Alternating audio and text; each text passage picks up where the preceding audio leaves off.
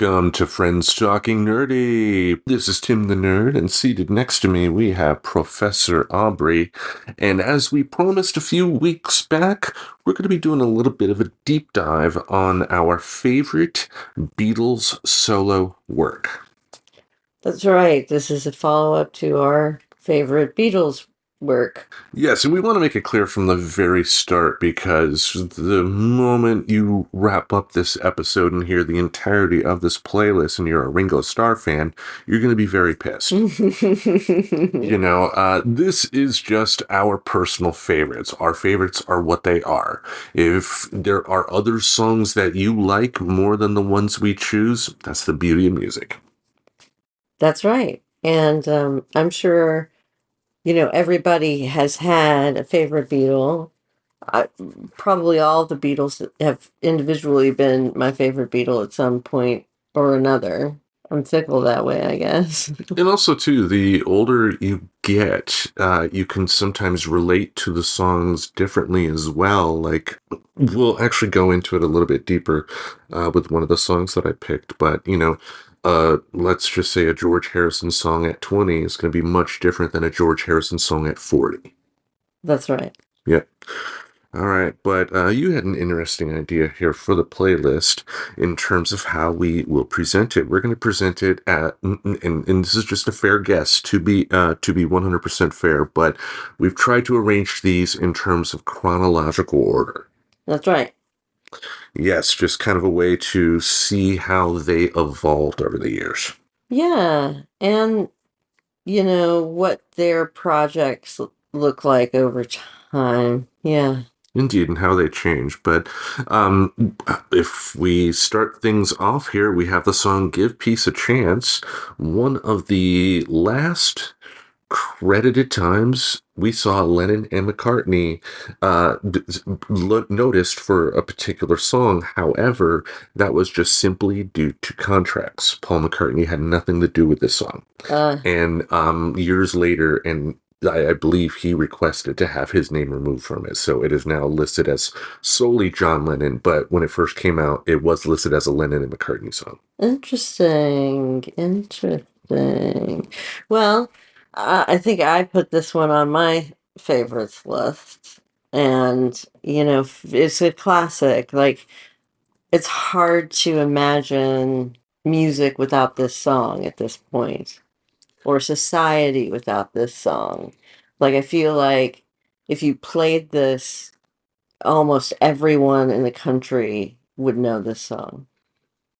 That is the weird thing about stuff like that, because like I get that feeling because I kind of felt that way, and obviously things are different now. But with the first Harry Potter film, the feeling was like this has always been here. If that makes sense. And I get that. And it is a catchy ditty. I find it a little annoying. Well, it does go on quite a while at the end with the same droning thing. But I mean, I think that was part of the point. It was very, what they did was a political act and was sometimes repetition. It's like a chant. Yeah. Yeah, he was, I still believe, involved with the Hare Krishnas at this point, too. So, very much possible that the chanting was very much intentional. It was recorded in a hotel room. This was recorded during one of John and Yoko's bed-ins.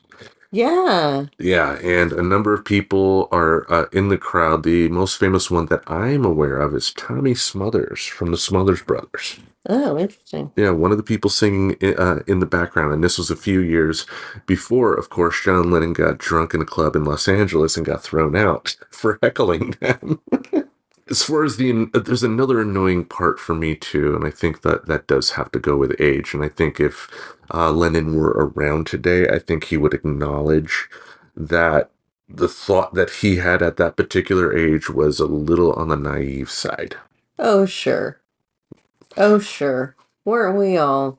And aren't we still? In a lot of ways, yes. I just think that's something that is to be acknowledged because you could have, critics of, this type of theme going, well, it's just baby talk. It's never going to happen. It's like, we get it. We get it. And, it's still good to hope for the best in something. Yeah, Yeah. How about I dive into the next one? sounds good. All right. This was a single that was used to promote the Plastic Ono Band album, which was John Lennon's solo debut. The song in question is Cold Turkey. Mm, And it has one of the most blistering guitars you will ever hear, thanks to one Mr. Eric Clapton. wow. The drums, very tight, very precise. You could say basic, but there's beauty in basic when it's done right, because it's Ringo Starr.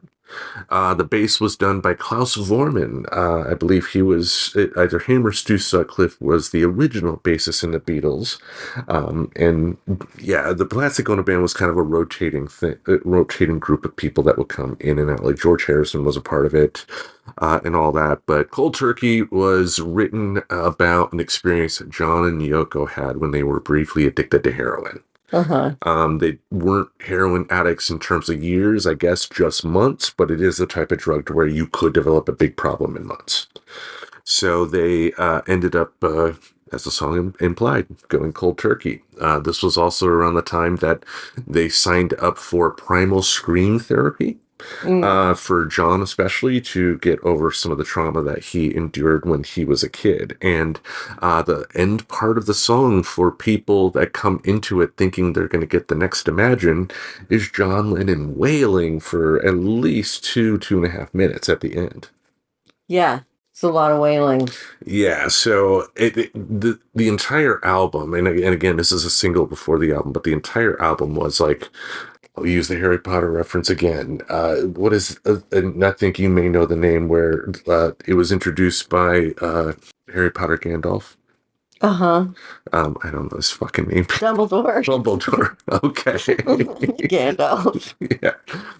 What do they call it? The pensive, to where he used the wand to take memories out and put Yes. Uh-huh. Yeah. It's, in a way, it was kind of like Lennon was able to tap deep into the pain that he endured in the primal scream therapy to get over his various traumas, and put that into the song, and you can feel that emotion. Again, it's not Imagine in any way, shape, or form, but it's still, that album, I think, is one of the most brutally raw albums you could ever really expect from an artist of that caliber. Yeah, in terms of its emotion. Emotion, It's honesty. interesting because he had a long time where he was writing music with the Beatles. And probably, I don't know, maybe he had all this inspiration for songs that he knew weren't right for the Beatles and was finally able to do those songs that had maybe been on his mind for years. Well, that's the thing, though. Cold Turkey. Apparently, he actually he first wrote the song around the time that they were recording Abbey Road, and Mm, he submitted it as, do we want to put this on the album? And apparently McCartney said no.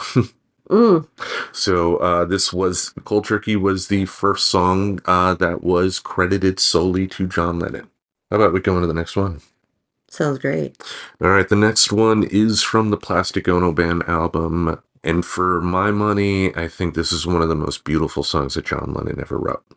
And he's wrote a number of them. Yeah. It's called Love. And the way to describe it again, I like the beauty of Lennon. We talked about it when we discussed Now and Then.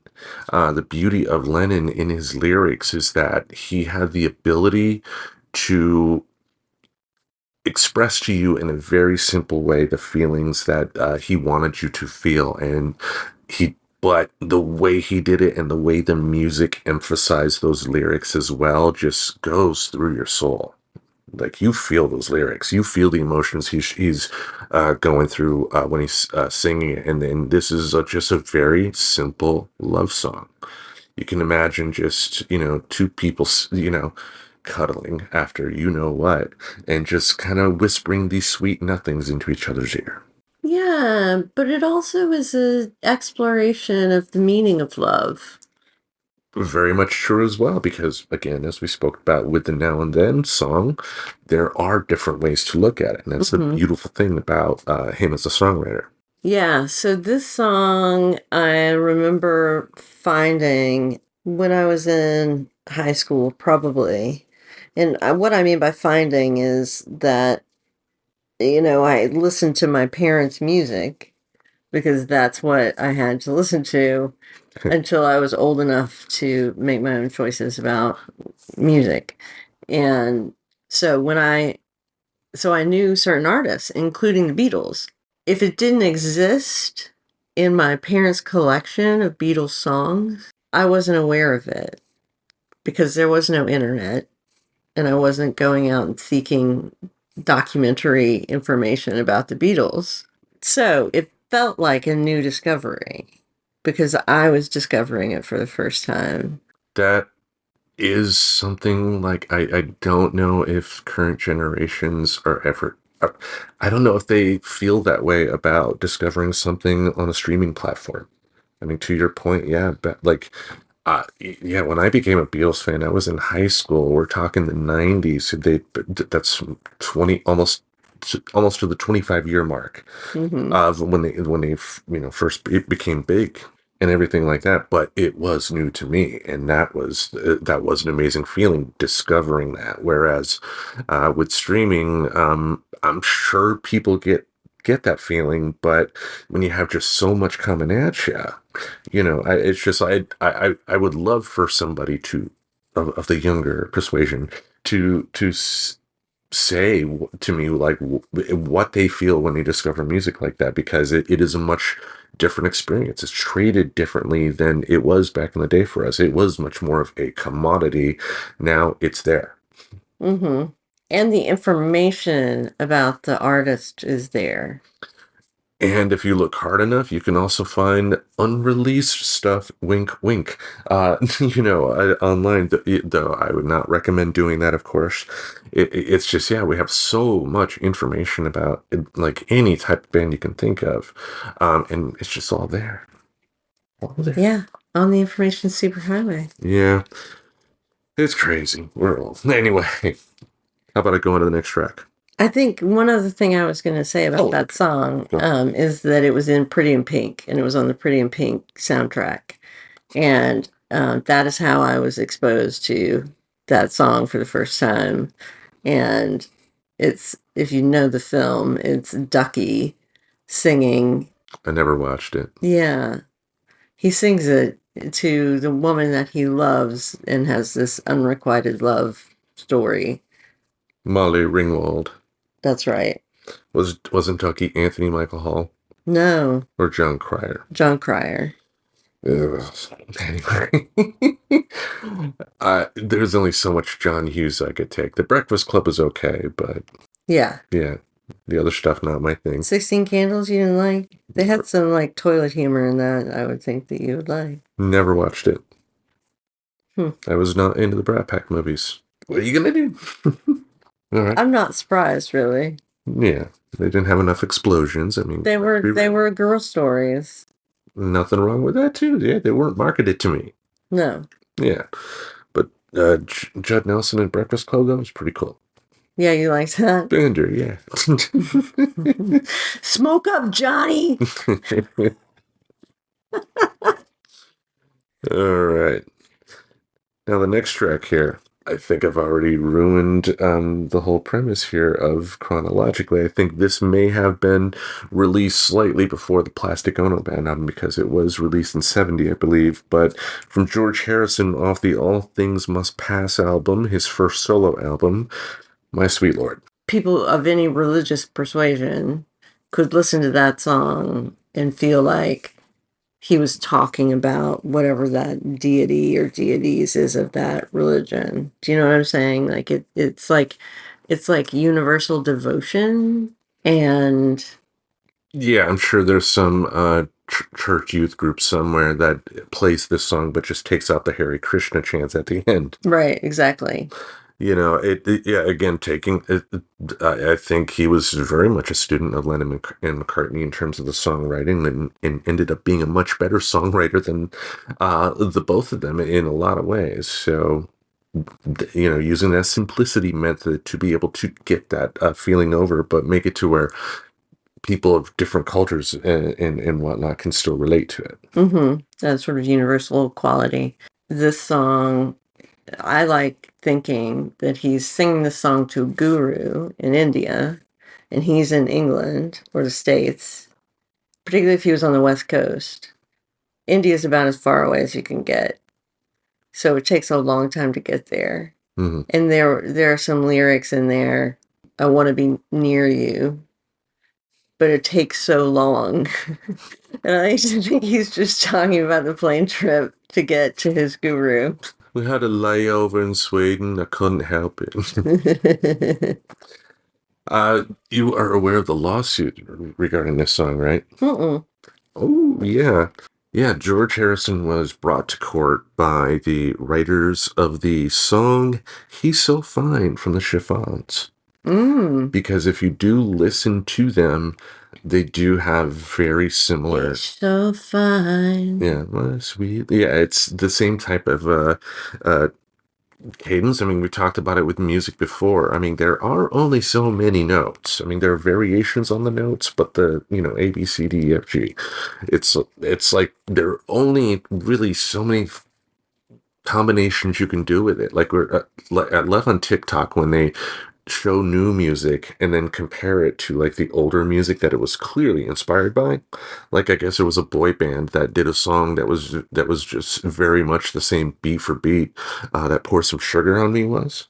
Oh, wow. Yeah, so weird stuff. So like he says he did not intentionally steal that song. Mm-hmm.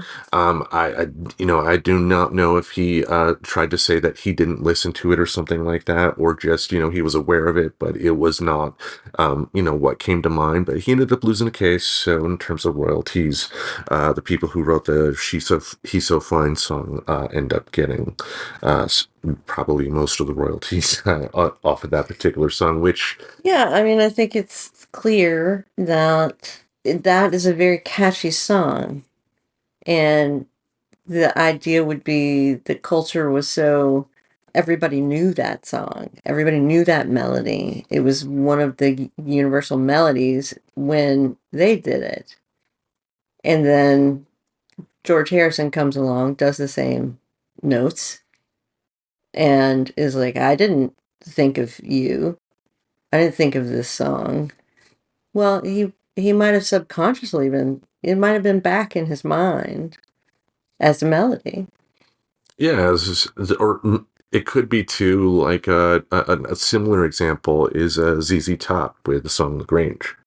They were sued by John Lee Hooker, the blues legend, because of that song. Because a lot of the lyrics are similar to his lyrics, but mostly the guitar riff is essentially a John Lee Hooker type of guitar riff.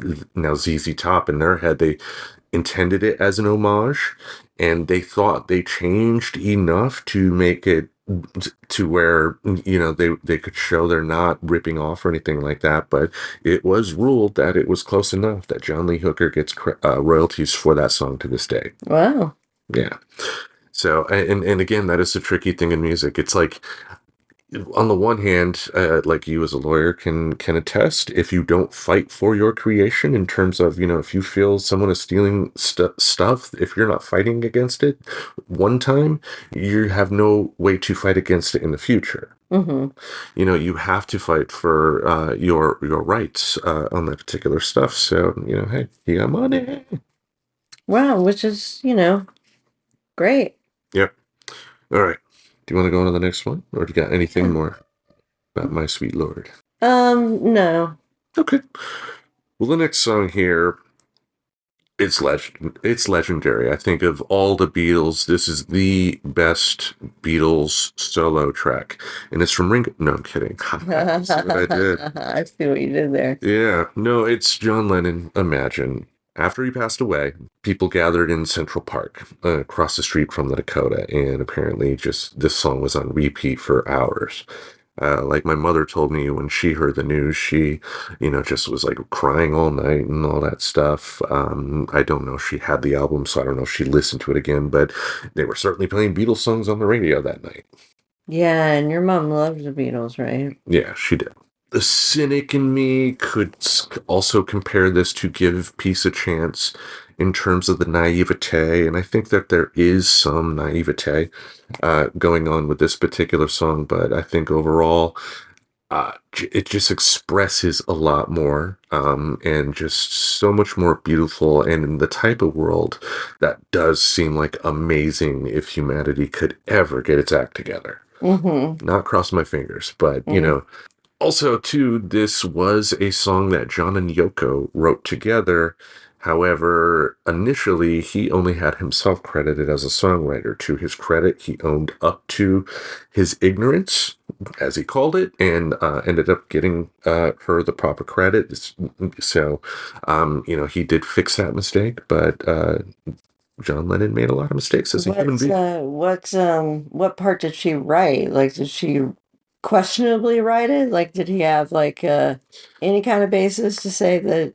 I don't know the specifics. Mm, So, to be 100% clear, but this was from an interview that he gave near the end of his death. I think it was either the Playboy interview in 80 or the Rolling Stone interview in 80. But, he did mention that he didn't get into specific. I don't believe he got into specifics himself, but he did say at the time he did not give her writing credit when she should have gotten co-writing credit on that particular song at the time it came out, and gotcha. ended up changing it. So I'm sure there is more to the story, and if people really want to know, then I will be more than happy to dig into it. But you know, overall, just one. If you're gonna have one song attributed to you for eternity, what a hell of a song!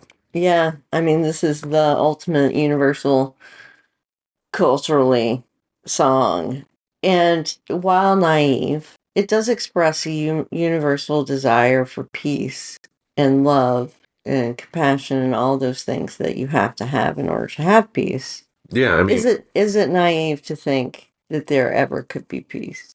to your point, no, because the moment you start thinking it will never happen, things will start going downhill at that point. Because if you're not fighting for a better future, it's just if anything, too, maybe this is just one of those songs that kind of like Dear Prudence when we talked about the tracks from the Beatles of making you appreciate the day because you're fighting for a better future, but like Moses not being able to go into the promised land, not everybody gets to see that glorious new future. Right. It's just that if the people that, in the past, gave up, we wouldn't have the future we have now for a lot of people and a lot of reasons. Yeah. And, yeah, something like Imagine, I think, really is like a hymn to those people. Mm-hmm. Any Yeah, other, that's really beautiful. yeah. Oh, thank you. Mm. Any other thoughts on Imagine? It's a great song. You should check it out.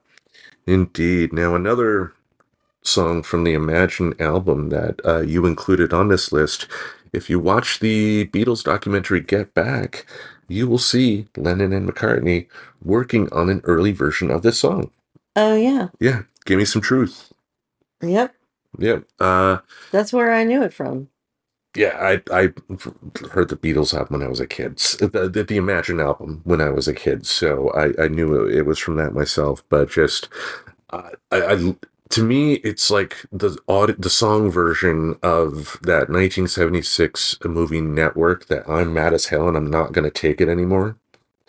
Yeah, I don't know if you've seen Network, but it's eerie how close it got cable news No, I in haven't. 1976. I think it was written by Patty Chayefsky, who was a contemporary of Rod Serling Okay. in the 50s, but one hell of a good movie. But this is like the song version of that movie. Just give me some fucking truth here, people, because if you think about the political environment at that particular time, Much like today, Great Britain was parroting what the United States did in terms of their foreign policy. So people were beginning to understand, thanks to TV, thanks to journalism finally stating, that what's happening in Vietnam is not what we're being told by the government. And he wanted some truth.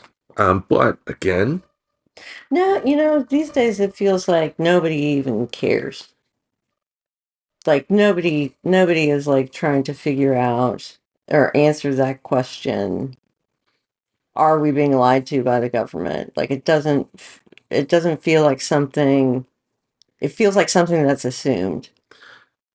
honestly, I think if you got to think of history, because after Watergate, and after revelations that came out because of Watergate in the late 70s, I think it was called the Church Committee in the House, did a reinvestigation on like the Kennedy assassination, for instance, and they actually determined, thanks to audio evidence, that there was more than one shooter and sent a recommendation to the Justice Department to go further.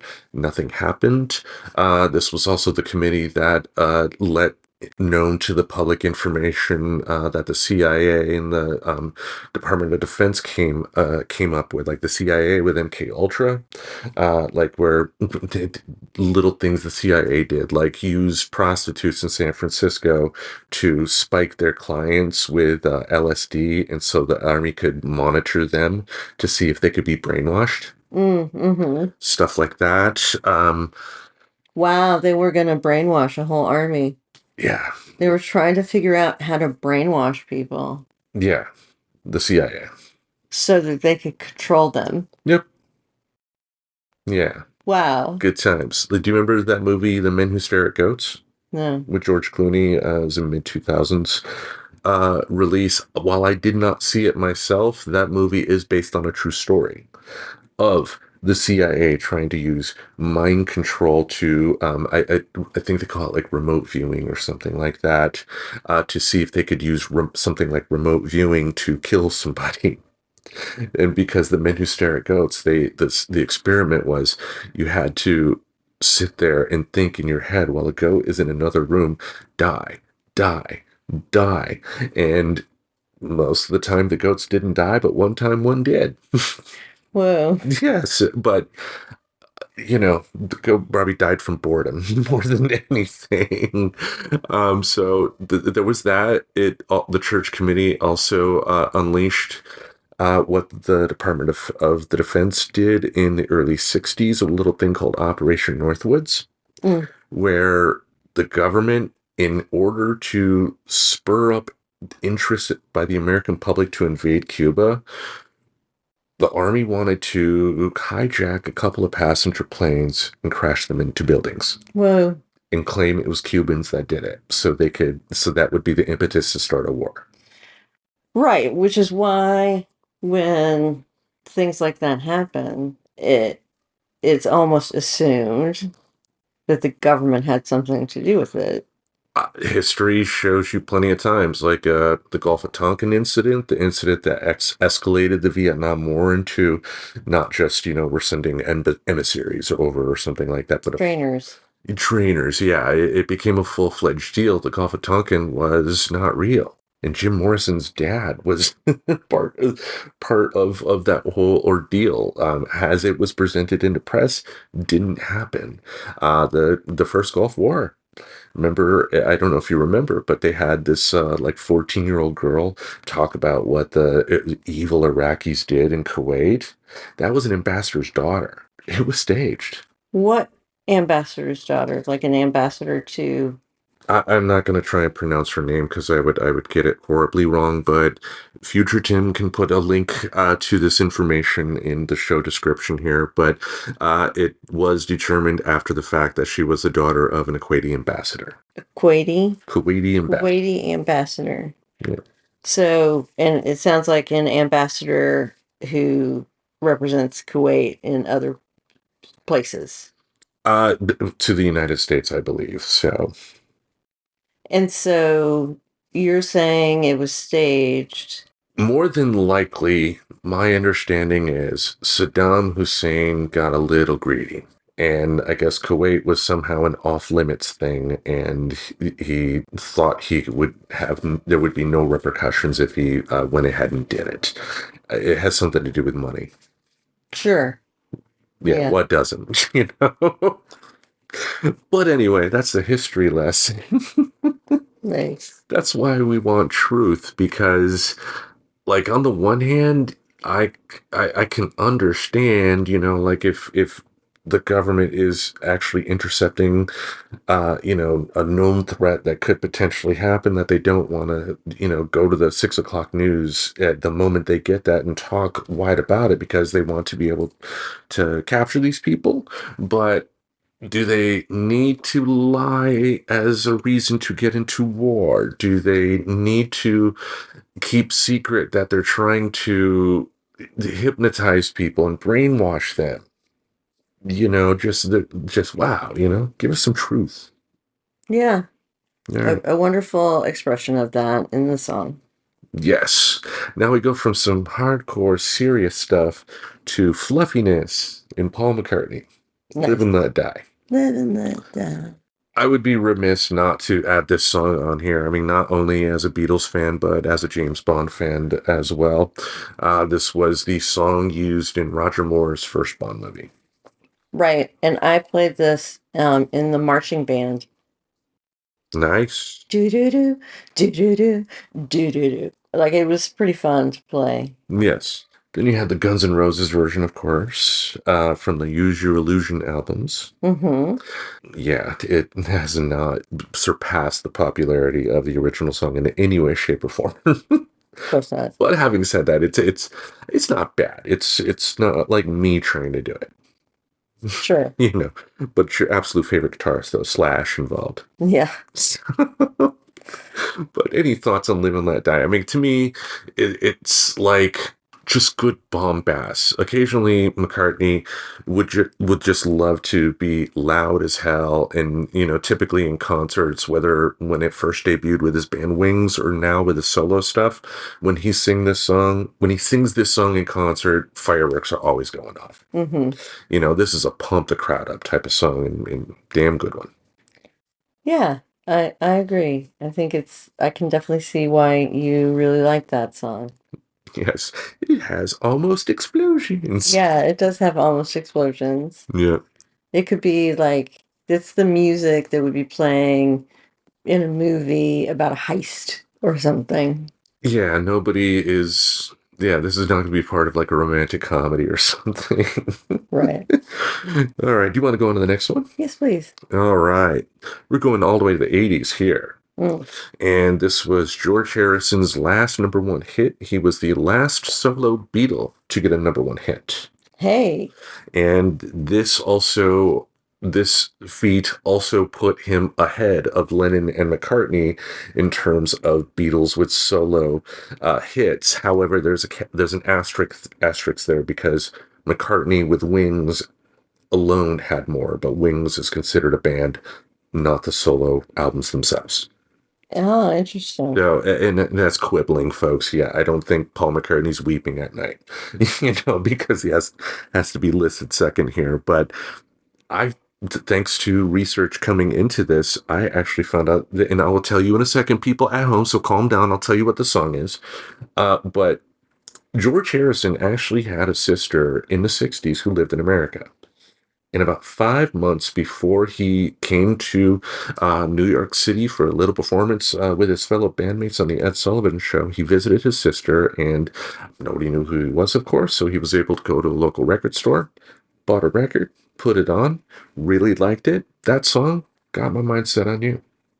Really? Yes. Wow. Yes. So it's one hell of a catchy song, and once again, I mean, there are the Beatles alone have plenty of rock and roll covers of R&B songs, and it's like, why didn't I do more when I was younger? I'm catching up now, but why didn't I do more when I was younger to actually search out those originals? Now, granted, when you had to buy the albums, you go with what you like. I can kind of get that, but in terms of the streaming era, you do have that ability to, create a playlist with the Beatles stuff, but you can have a playlist of songs that they covered, Hmm.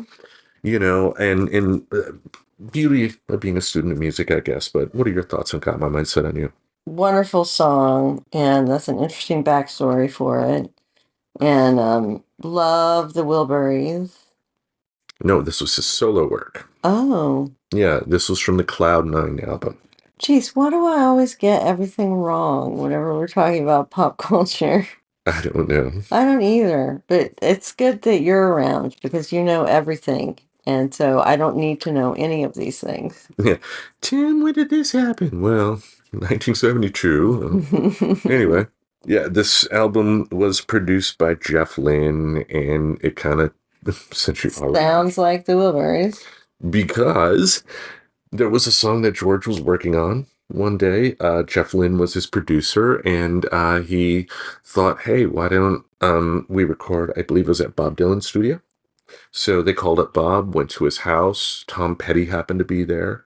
No, no, no. I heard that they had to stop at Tom Petty's house on the way to get somebody's guitar, to get George Harrison's Okay. guitar. Yeah, I mean, it was as simple as that. So, yeah, you are right on that. And also, Jeff Lynne at that time was also producing Roy Orbison's comeback album, which had the song that Tom Petty wrote, You Got It, Mm-hmm. Mm-hmm. That Roy ended up singing and making famous. And Traveling Wilburys were born.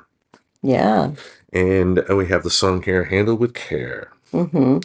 Plenty of other Wilbury tracks to choose from as well that are just as good. The video for this, I think it's a good choice to put this track on here because with this video, this actually still had Roy Orbison in the video. Yes.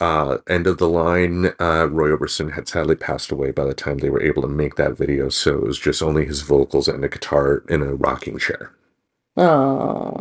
Yeah, but that's another great thing about the Wilburys too is the fact that they were a group relatively around the same age, and then Roy Orbison, but it worked, and it was a way to kind of basically, let's call it what it is, introduce Orbison to people my age. Yeah. Because yeah, like people that grew up with like George Harrison or Bob Dylan or whatever directly in the 60s already knew who Roy Orbison was, and knew that he had a rather seesaw career thanks to alcohol and all that stuff, but is what it is. But what are your thoughts on Hannibal Care? I think it's a great song, and you're just making me think of the Roy Orbison vocal sections, which are so great, right? The I'm so tired of being lonely part. Yeah, I just enjoy listening to this song, and the great thing about the Wilburys is that they each, they have a personality that people know because they've been famous for really long times. And so it's interesting to hear all their voices together. And that it works. Yeah, and I know I've been sarcastic in terms of saying Bob Dylan's not a great musician, but he's made more money than me in music, so who am I to say? A little bit more than you. You know what I'm saying. But it's like, yeah, He was the voice of a generation. like Pepsi. No. That's what you've got, is Pepsi. We had Bob Dylan. Yeah. Wait, I wasn't alive then. Yeah, because vocally, sometimes people just don't work. It's all about chemistry when you have that many people, all together, and especially when they're all big stars in their own way. Right, you could end up with something like We Are the World, which was musically heinous. Yeah. Earworm. It was an earworm. Yeah. I mean, I do remember with the We Are the World, a relative that was babysitting us, and I don't know if they thought they were doing something important, but they were like, "Sit down. This is an important song." It's like, no, it isn't. I mean, it's got Dan Aykroyd in it. How important could it be? Hey, you love the Blues Brothers. I do, but that song sucks. I mean, Bob Dylan was in We Are the World. Well, sure he was. How was he supposed to not be? I don't know. Prince didn't show up. Well, And Waylon Jennings walked out. I don't blame him. The whole thing was a shit show, from my understanding. There is a documentary on Netflix, and they also have the new Mr. McMahon documentary on Netflix. More reason to consider, I guess. That's a future talk for a different day. Yeah. Anyway, any other thoughts on Will Priest? Nope. All right. How about we end this? Put it out of its suffering, like old Yeller. Let's do it. Yeah, all right. In the 90s, Paul McCartney was at a stage to where he could still sell a decent amount of albums, but he also realized he didn't have to anymore. Duh. I mean, if you know his net worth over the years. So with that, he's still very much a musician at heart and still put out music regularly, just like he does today. Big touring big. But this particular song is one that I've mentioned on my other podcast, Tim's Tremendous Tapes, that is on forever hiatus. Called Hope of Deliverance. It was the first single and the only single of an artist that I ever bought. Wow. Yeah, because I didn't realize that with a single, you're just getting a couple of songs. I thought, an album for $1? Yeah! But yeah, Hope of Deliverance. This is right around the time when I discovered the Beatles myself. So at that point, like anything Beatles related, I was like checking it out at the library or thinking I was winning the lottery by getting an album for $1 when it's just two songs.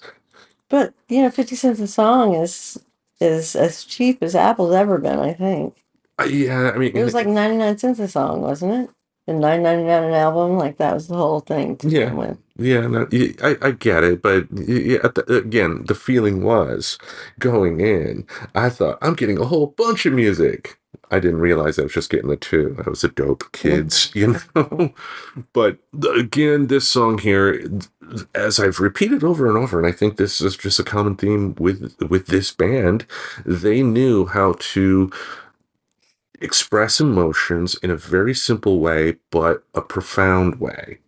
You know, because simplicity is not simple. It doesn't have to be simple. Simplicity is, especially in music, is just a way to be able to communicate, because music is not just the words. It's not just the music. It's a melding of the two to create that feeling that you, the singer songwriter, are trying to give to the audience, which I had to clarify there, because I'm sure there are some people, what about classical music? What about like folk music with no vocals? Come on, man.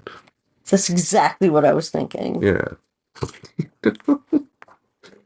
But I believe you've heard the Hope of Deliverance. I played that for you. Yes, and I heard it when I was on Tim's Tremendous Tapes. Yes. I was an avid listener of Tim's Tremendous Tapes. Guess what? You were the problem. No, we had a couple, but that's it. Yeah, and I'm glad Spotify does not offer this anymore, because like when we first started, when we switched over to Spotify for podcasters as a podcast host, I was definitely excited about the chance to use music on the show, but then realized that our main audience doesn't come from Spotify.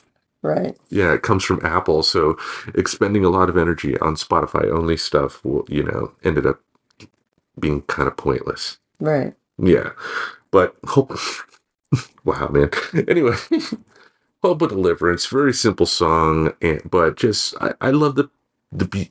It's a beautiful song in its simplicity. Is it McCartney's absolute best? Of course not. But still, I mean, it's like, if that's the worst song I could ever create on my own, then I would be quite happy. Yeah. Yeah. Any thoughts? Well, the 90s, remember the rainforest? People talking about saving the rainforest? Yeah. Yeah. The rainforest is still under just as much threat as it was before, but you don't hear about Save the Rainforest. And then this is a kind of, when I see the video for this song, it's like that's what they're talking about. Do you know what I'm saying? Like the ecological problems are happening, but we could turn that around, right? We could do the right thing. Mm-hmm. It's a very, once again, I think they come from, they became famous first in 1963, right? Yeah. And so their fame, the height of their fame occurred during the Summer of Love. So, of course, they're influenced by this sort of protest related music. And also, let's address it here as well. I mean, there is a naivete to this particular song too, but I think anytime you have anybody thinking that a song is going to make a difference in a world issue, there's a little bit of that. yeah, yeah. I think back to when I won this collection of CDs from a Sacramento radio station. Hey, I had entered to win a complete John Fogerty collection of like all of his Creedence stuff and all of his solo work together. I lost, but I still ended up with all of the Creedence Clearwater Revival CDs and a John Fogerty's Greatest Hits, the new Greatest Hits that was being released at the time, because he rejoined the album that Creedence Clearwater had originally left under bad terms that he signed to mm-hmm, when he initially lost his Creedence song. So yeah, did I really lose? Of course not. mm-hmm. But on the Greatest Hits album, they had this big little label on the CD case, like, and listen to John's new Iraq War protest song, this, and trying to make it seem like it was going to be like the 21st century version of Fortunate Son. And like, who's talking about that song now? Nobody. Yeah. You know, because a lot of times the protest songs are ones that aren't necessary. They're not, I guess, aimed at necessarily being a protest. Nobody's writing it thinking, I'm going to write a protest song that people will sing through the ages. You know, they're writing something maybe for a particular moment, because you will have in protest singers that will show up and try to lead people in song to keep the energy going. But it's a lot of time those songs that just still strike a chord with people. Yeah. Yeah, I mean, think about We Shall Overcome. damn right. Bob Seger's cousin? No, I'm kidding. Pete Seeger fans around the world. Yes, Bob Seger's cousin. Yeah. All right. Any other thoughts on the Beatles solo work? It was good stuff. Definitely is. Now their solo work overall, has its hit or misses, but they all collectively have had more solo work put out than they did as the Beatles. And yeah, it just great artists throughout. And I think the thing to remember is like they are great at what they do. They're also just people too. And this should hopefully inspire people, if you are a musician, to just keep trying. Yeah. You don't know if you don't know if you're going to set that spark off that will get you a fan base or whatever. You just have to keep trying as a creative. Mm-hmm. Damn right. Hey, what's up, everyone? I'm Dylan. And I'm Cameron. And we're the hosts of Barstool Film School, a conversational comedy podcast about the very best Mar movies. You know, the ones that are like perfect to watch when you're hanging out in a bar with friends. Now, I'm a writer and a film school washout. And I'm a bar owner. So we ought to know what we're talking about. You would hope. Tune in every other week, wherever you get your pods, as we take on a new flick. And we will pair those flicks with some cocktails. To see if they pass the bar. Now, what do you say, Cam? Shall we pour ourselves another round? Let's do it. All right. All right, before we wrap things up this week, got a couple of bits of business to talk about here. One is related to professional wrestling. That's right. Important business. I know. We talk about elite topics on this show, people. Speaking of elite, All Elite Wrestling has recently signed a new deal with Warner Brothers that will keep AEW wrestling on TNT and TBS for the foreseeable future. Nice. And they will now be simulcast on the Max app starting in January. Hey. Each week, new episodes of Dynamite, Collision, and Rampage will hit. The pay-per-views you still have to buy, but if you're a Max subscriber, you get a discount. Okay. So there is that. And no, I'm not buying any pay-per-views. But for wrestling, I think that is great news. Like, I've been open in the past about things that I've been critical of with AEW, but as a wrestling fan, I'm just glad they're there because more wrestling is better for the industry as a whole. It's an industry that runs on creativity, but when you're telling stories like that, the stories one person is going to tell may not relate to another person. So it's good to have competition out there telling different types of stories. Well, it's just good to have competition in general, I think. To have more than one, to have choices. Indeed. Indeed. So just wanted to briefly talk about that because, again, even though they don't have the highest of ratings right now, the fact that they are another national professional wrestling company out there that is putting out content that needs to keep on going and that needs to be supported if you are a fan of professional wrestling. Now we're going to end on, I wouldn't necessarily say a somber note, but if we had hats, we would take them off. We're figuratively taking our hats off in honor of the passing of two important people in pop culture, two people that I think kind of intertwined in really diverse roles throughout their careers. As we record this, we've heard the news of John Amos and Dame Maggie Smith. That's right. Wonderful careers for both. I think John Amos, in a lot of ways, is like James Cromwell. In the sense that, when I was looking through John Amos's IMDb page and, looking at the various roles that he's done just as much TV as he's done movies. And he's done big profile stuff. He's done little stuff. Like I remember him as the villain in Die Hard 2. That was cool to see. Of course, if we go back in our archives when we talked about Eric Monte and Norman Lear's passing, John Amos, good times. Yeah, that's right. Famously, as we talked about in the episode about Eric Monte, now famously, John Amos did end up leaving the show because he felt white people were controlling the stories of black people in a way that should not have been done, which I can definitely see his point. Yeah. So, but he fought for that, and I think showed a lot of integrity by quitting. He could have easily just took the money, gritted his teeth, and, still would have had a very positive influence on culture because, it was very much intentional that he wanted to be a part of a show that had a black father and a black mother together on TV. Because of the stereotypes that are out there that are nothing new, people. No, nothing new at all. And, yeah, I think that's great. And this sign of like a really good actor as opposed to somebody who just wants to be famous. And same thing for Dame Maggie Smith.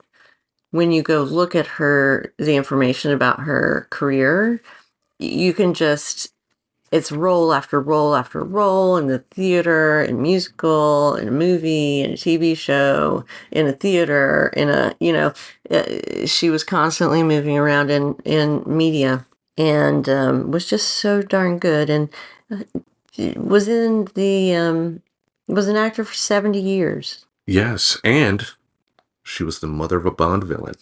Really?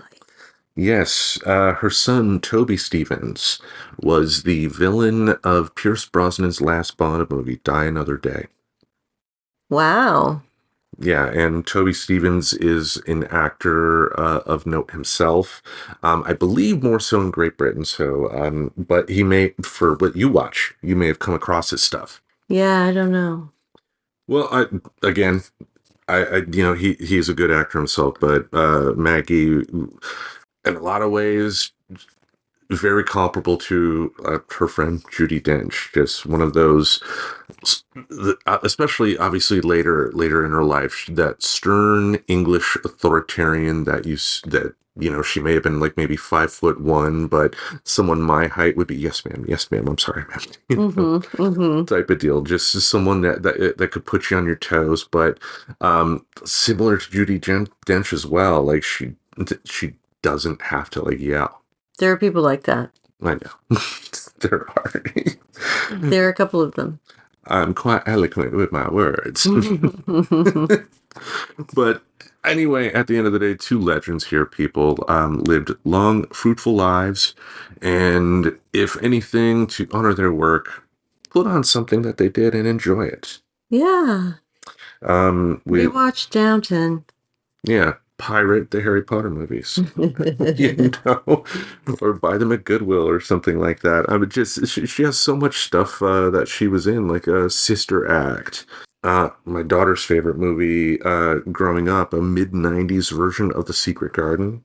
Oh, I remember the mid-90s version of Secret Garden. Yeah, my daughter loved that one. She was in the First Wives Club. But yeah, like most people today, at least, are going to recognize her from Harry Potter. Yeah. Yeah. And Downton. Downton Abbey. Yeah, that's right. Yeah.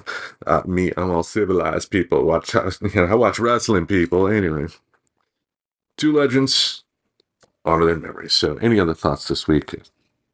No, I think that's it for me. All right. I think that's it for me, too. Awesome. All right. Each Monday, we'll have something in this podcast space, hopefully, to entertain your ear holes. Until we meet again, we bid you adieu. So long. Arrivederci. Subscribe to Friends Talking Nerdy On YouTube Music, Apple Podcasts, Spotify, or wherever you listen to podcasts. Goodbye, darling.